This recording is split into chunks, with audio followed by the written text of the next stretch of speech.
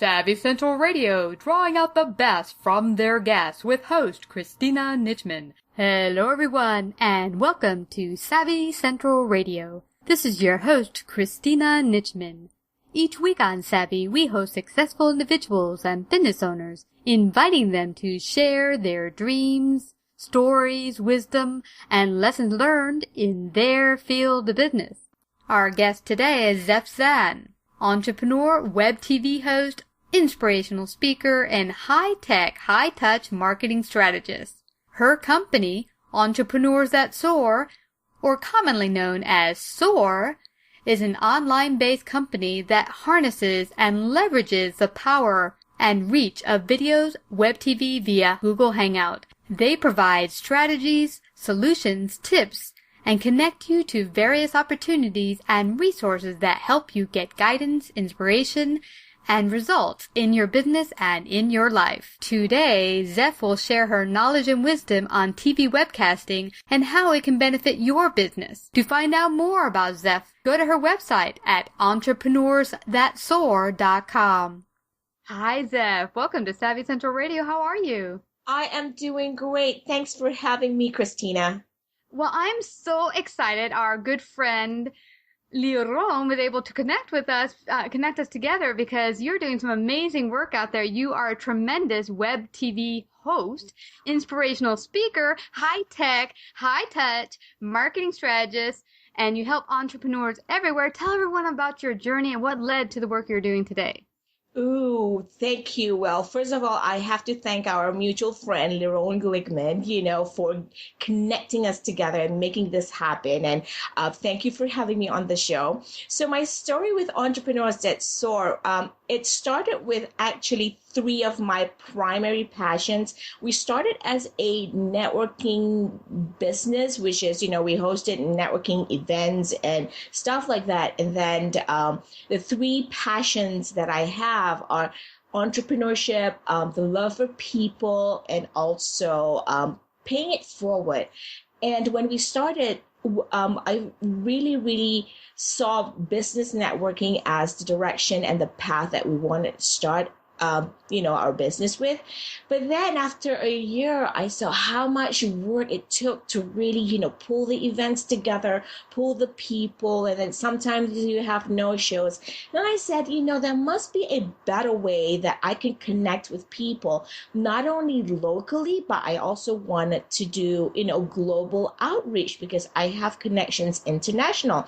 And I said, what could I do really these days in this modern age where we have tools and technology and solutions that can really make us, make our lives and businesses simpler and work smarter. And I kind of researched, I found out about this platform called Google Hangouts, and I love the fact that I am becoming the waist up girl. And I always tell people, you can be very productive regardless of whether you leave the house or not. And for me, that platform really helped me reach out more to people in a shorter amount of time. And, I can literally wake up, dress myself waist up, and sit down in front of my computer and start making videos, connect with people, connect with my team who are basically all over the world.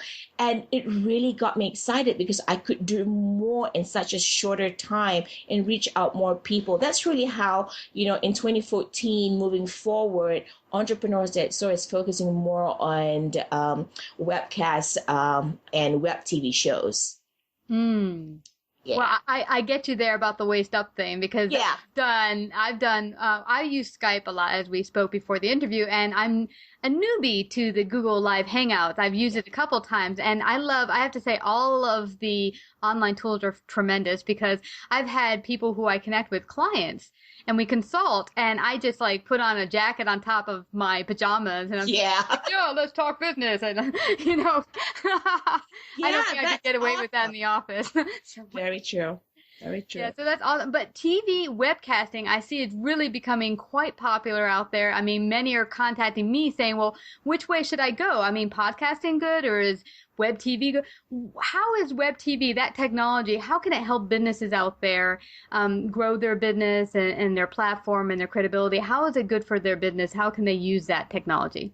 So a lot of times when people ask me the similar questions that you've been asked, and my response has always been, so my personal story with webcasting is I tell people if I'm such a people person, therefore my brand is all about being visual. Therefore, I needed to pick a platform that would be visual and showed my energy on video that people can connect and relate to me.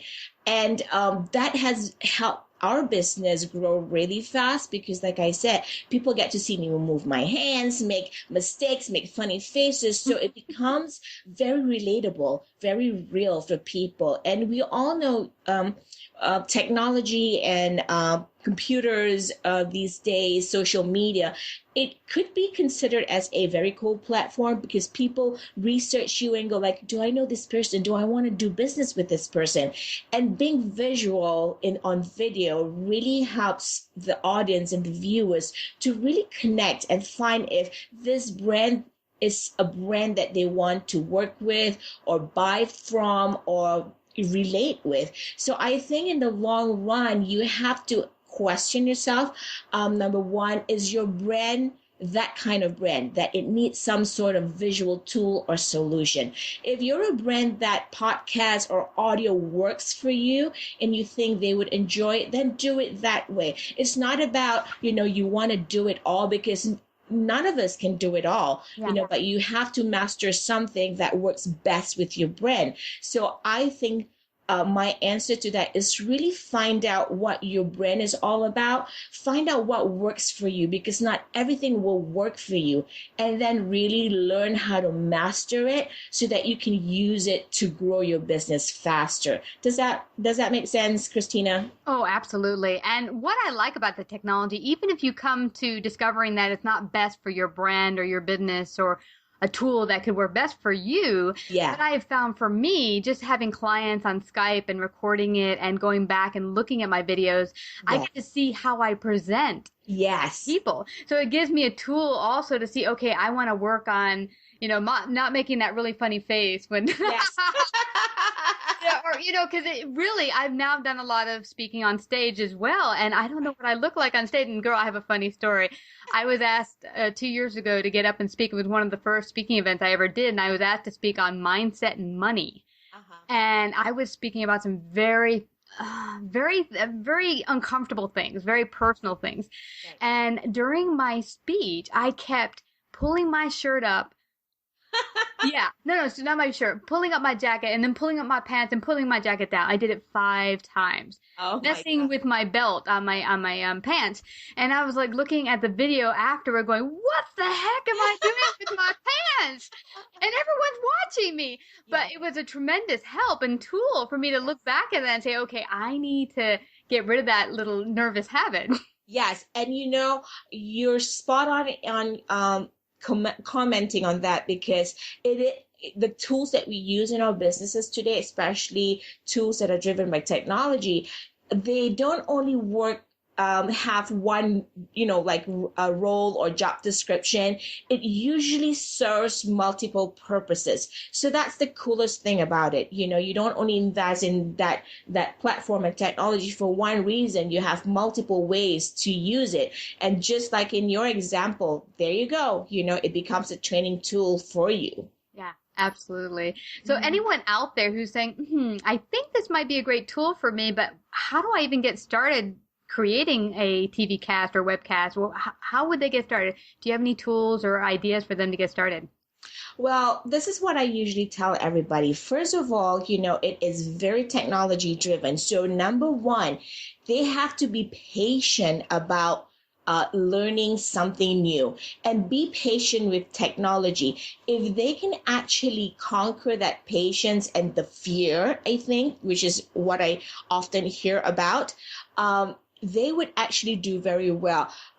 Start with really being patient and researching what platform works for you, what is the best tool and solution, because I may use Google Hangout. Some other people would prefer Skype or something else. There are so many tools out there, but I always, suggest that take the time to learn what you think would work best for you, because you cannot model your skill sets and your strengths based on another person's, skill sets and strengths. So figure out, get suggestions from people who have done it, and learn the platform well and see what works for you and stick with it. Because if you don't give it some time to test out the platform and run with it, you will easily get frustrated and don't want to do it. One thing about technology, we all know, right, Christina? Mm-hmm. They will have days that they will actually have their own minds and just do their own thing,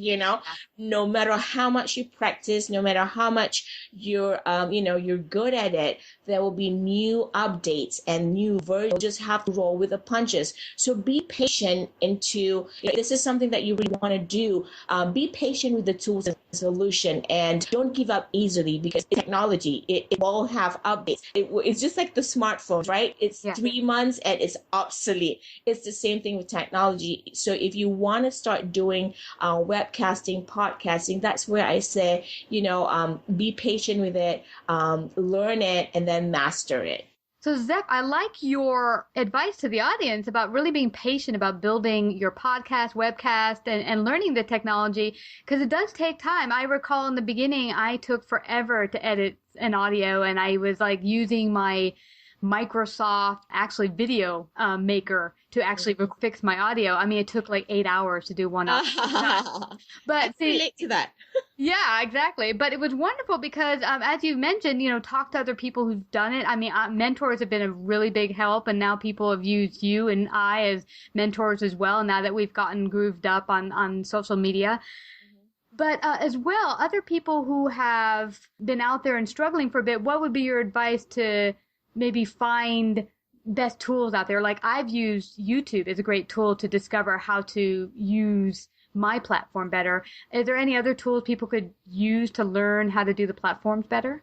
Gosh, that's a lot of things these days. As we all know, there's so many apps. There's so many networking groups. There are like meetup.com, where you can actually have in-person meetings and workshops, like almost incubators, where people would gather together in a room, over coffee and snacks, and just discuss the tools and ways and methods and processes on how to set up a webcast, on how to set up podcasts. Other than, going to just YouTube, you might have more resources, access to solutions out there. Those are some of the things that I'm big with, not just going to YouTube, because YouTube is a great resource, but also, tap into your networking resources, because they are the ones out there who will sit down next to you and say, hey, let's pull our computer together and get to this website. And, maybe there's Vimeo videos, channels online that you can watch too. So there are so many resources. It's just a matter of getting to the right one, because it can be overwhelming. That's why I like to connect people with the people themselves, the people who have done podcasting, who have done webcasting, because they are direct resources. And I love networking with those people because they're so collaborative. They're always, giving. And that's a great way to do it, because I think when you connect with someone who has done it, your research and your resource becomes much more clearer, and they would be much more direct with you and telling you this, don't use this one because this one will crash, use this one because this one's better. Mm-hmm. So I think, connect with the people who have done it, and get their input about resources and other tools out there. Mm-hmm. Yeah, absolutely. And I think it's a good idea to realize that, because a lot of people have come to me, and I think after I monetized Savvy, I got people out of the woodwork weekly, like several people contacting me saying, can I just pick your brain for a couple hours on podcasting? And I'm like, okay, my time's kind of precious, so you can book some consulting time with me. And they're just like, oh no, I wasn't looking to actually pay you. I was like, yeah, absolutely. That's the biggest challenge, right? Yeah, and I'm sitting there like, well, then I can only help you so much. But I started to actually put together some teleseminars and stuff like that where people can come in groups and maybe pay a small amount. Yes. And so don't be scared. If it's something that is important and you think it is a tool that could really grow your business, whether it's TV casting or webcasting or podcasting, be okay with going out there and getting people who have made it a success and maybe paying a little money to go to a workshop of theirs or a telesummit or something, because it'll be worth it. That way you will get the tools you need and you won't be flailing around like I did in the beginning. Absolutely. And talking about, getting to the right people, here's the mindset. You're absolutely about, who doesn't like free, right? Or who doesn't like, I like free too, but there's certain things that are worth paying for, even if it's just, $20 per class. What I'm trying to say is just like, so I've always tell people about the mindset of going to college. You go to a 4-year college, you put thousands of dollars.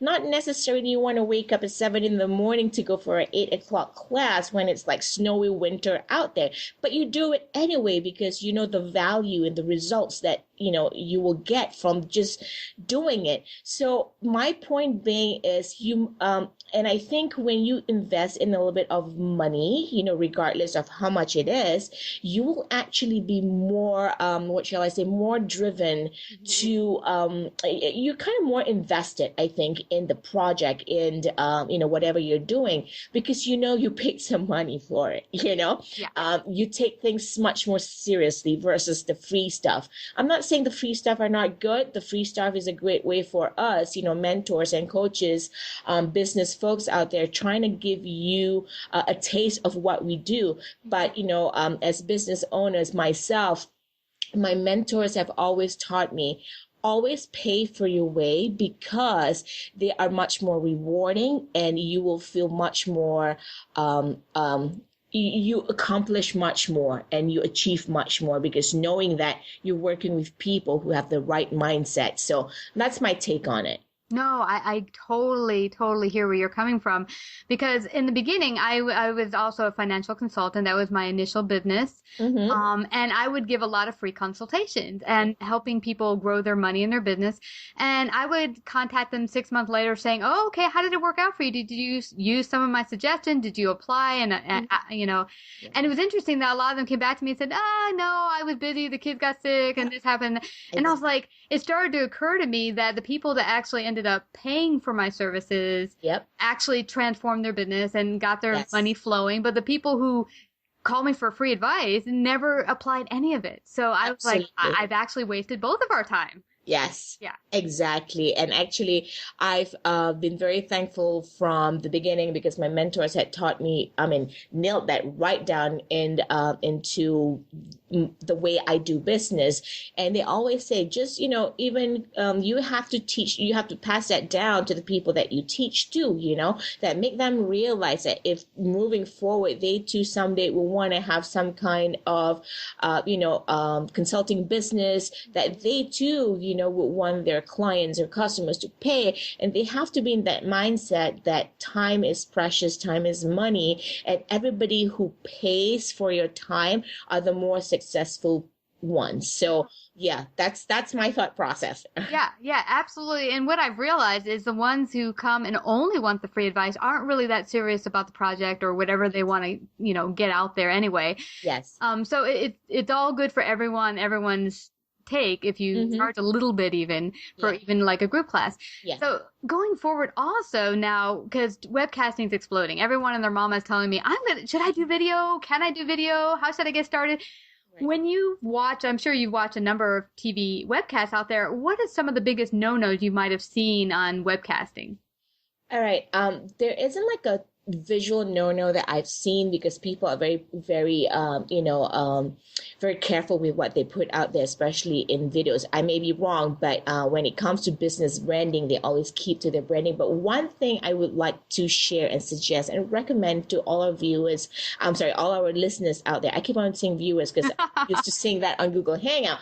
But anyways, to all our listeners out there is this.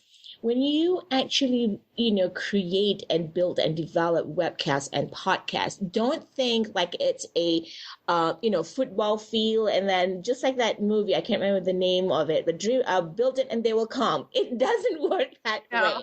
It's just like any TV show. Just see how many things, how much promotion they do, how much, marketing they do. Always remember that even though you're on YouTube, there's millions of other people throughout the world who, creates a webcast or radio shows, on Blog Talk radios. I mean, you have to invest in the time in marketing your webcast and podcast. Just don't think that just because you're starting it that people will listen in or watch it. You must take some time to market it and go out there and start telling people, because word of mouth marketing is still the best. Mm-hmm. So, you have to invest in that time and get a strategy, which is the most important thing. People think, oh, I'll just do videos. I'll put it on YouTube. I'll create webcast TV. I'll create podcasts and put it on my blog and people will listen. No, it's just not magic. You have to drive the traffic. You have to work hard to drive the traffic, because you are competing with the world, really. Mm-hmm. So, I would really recommend, if you want to start a podcast, a webcast, have a strategy and work on that strategy, master it, and collaborate with people who have the right mindset, who are like-minded, so that, you can pull together through that collaborative effort. That's what I would recommend. Wow, that is great tips there. And it drives home what I've gotten from so many people who contact me and said, wow, so like you have 80,000 listeners per month. So how can I do that next month on my podcast? Like they're starting from scratch. I'm like, you can't in 1 month.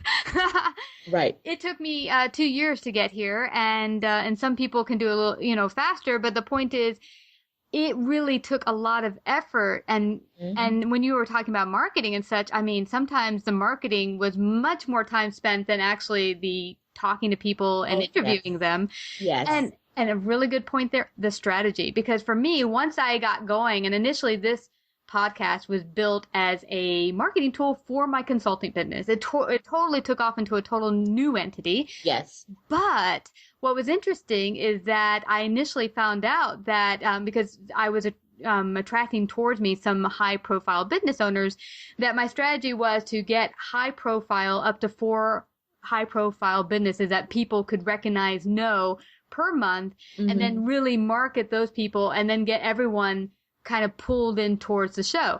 Now that took about maybe 20, 30 hours, sometimes a week in the beginning of just marketing. Word of mouth, social media. It's a lot of work.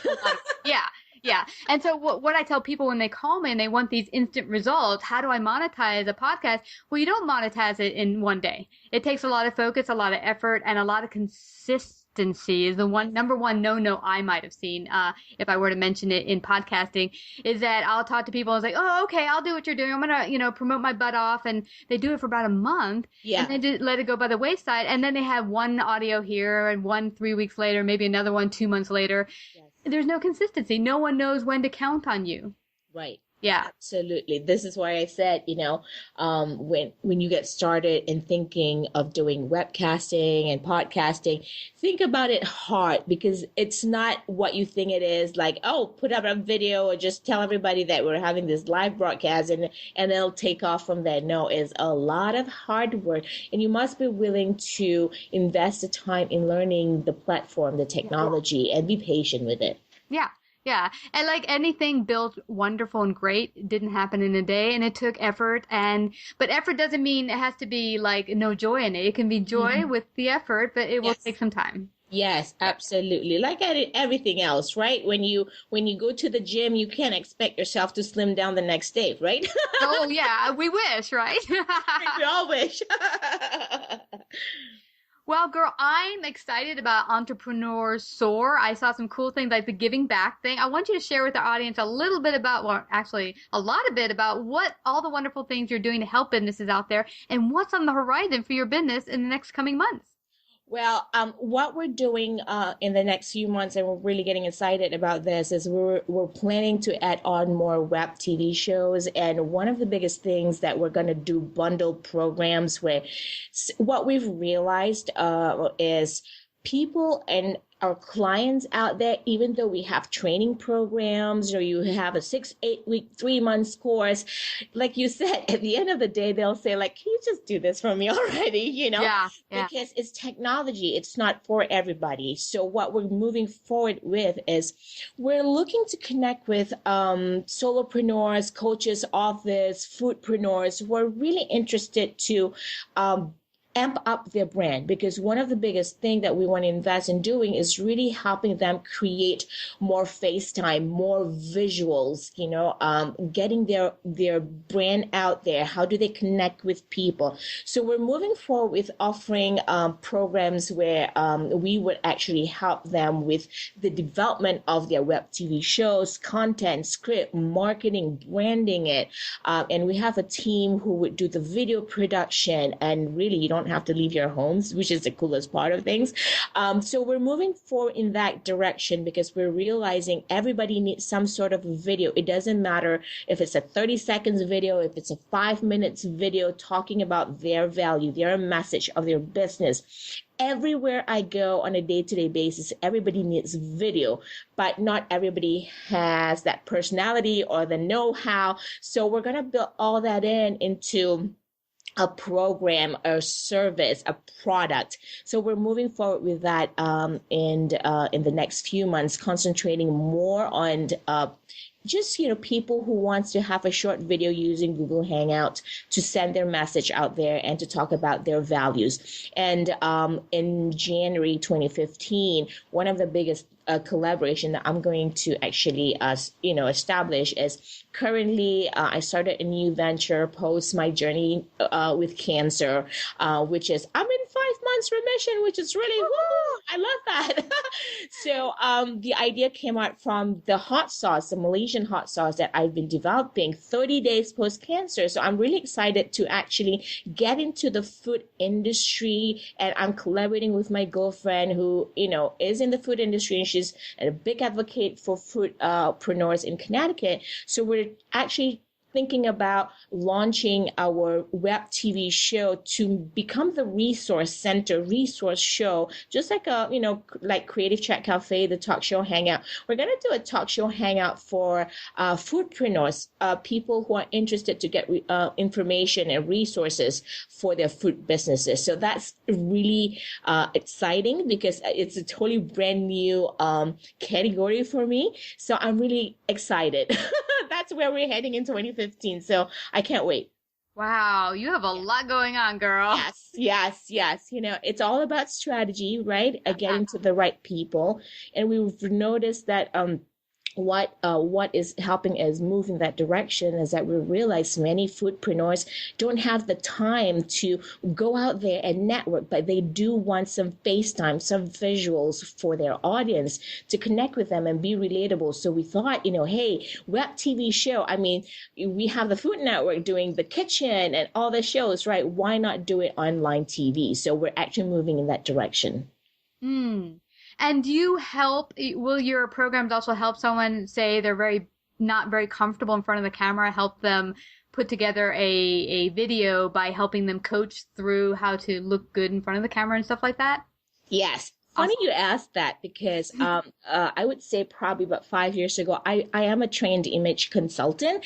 And I said, what a great way to actually build that bundle program up because, people often ask me and say, they often tell me like, oh my God, I don't know if I look good on camera or, I can even perform on camera. I'm like, it's not about that. It takes practice.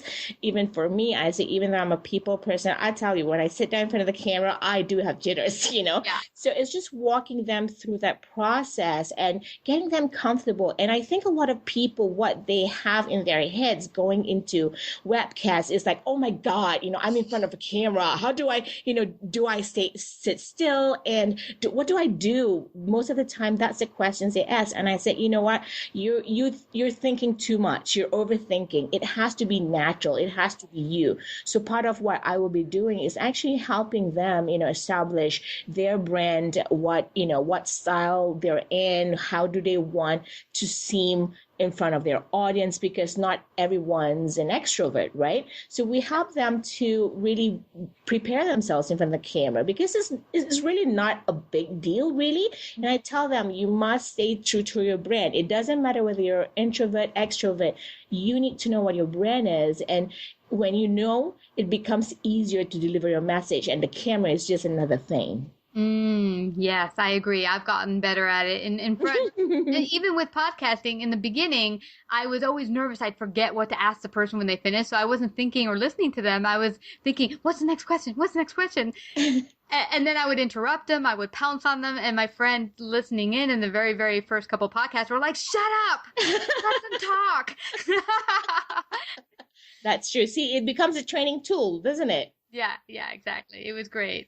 So everyone out there who wants to check out Creative Chat Cafe web TV show via your Google Hangout, can they find it on entrepreneursthatsoar.com, your website? Or Yes, absolutely. The easiest way. And I tell everybody, right? Because everybody's like on social media, and in this day and age, you can literally find the show anywhere, but I always direct people back to the website because that's the easiest. So go to our website, Entrepreneurs That Soar, ENTREPRENEURSTHATSOAR.com. And there is a tab that says Watch Hangouts, and there's a drop down tab that says Creative Chat Cafe, and they can watch the videos there, our blog page, and our resources for the show there, and just watch there every Wednesdays, 12 p.m. Eastern Standard Time, and get inspired, get results, and get some guidance.